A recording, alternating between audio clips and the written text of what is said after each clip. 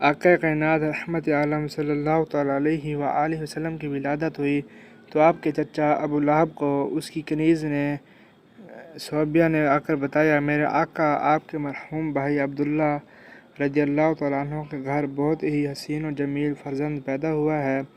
ابو لہب اس کی خبر سن کر اس قدر خوش ہوا کہ صحابیہ کو آزاد کر دیا۔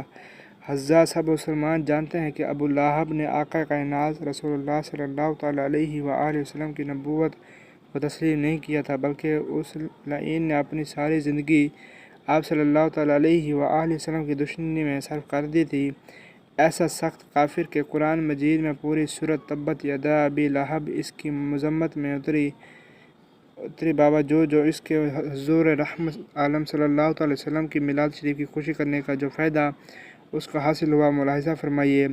حضرت امام بخاری رحمۃ اللہ علیہ حدیث شریف نقل فرماتے ہیں، یعنی جب ابو لہب مرا تو اس کے بعض گھر والوں نے اس کو خواب میں بہت برے حال میں دیکھا۔ پوچھا کیا گزری؟ ابو لہب نے کہا، تم سے علیحدہ ہو کر مجھے کوئی بھلائی نہیں ملی، ہاں مجھے اس کلمے کی انگلی سے پانی ملتا ہے جس سے میرے عذاب میں تخفیف ہو جاتی ہے، اس لیے کہ میں نے اس انگلی کے اشارے سے صحابیوں کو آزاد کیا تھا۔ اے ایمان والو، غور فرمائیے، ابو لہب کافر تھا، ہم مومن، وہ دشمن، ہم غلام۔ اس نے بھتیجے کے پیدا ہونے کی خوشی کی تھی، نہ کہ رسول اللہ صلی اللہ علیہ وسلم کے ہونے کی۔ ہم رسول اللہ صلی اللہ علیہ وسلم کی ولادت کی خوشی کرتے ہیں۔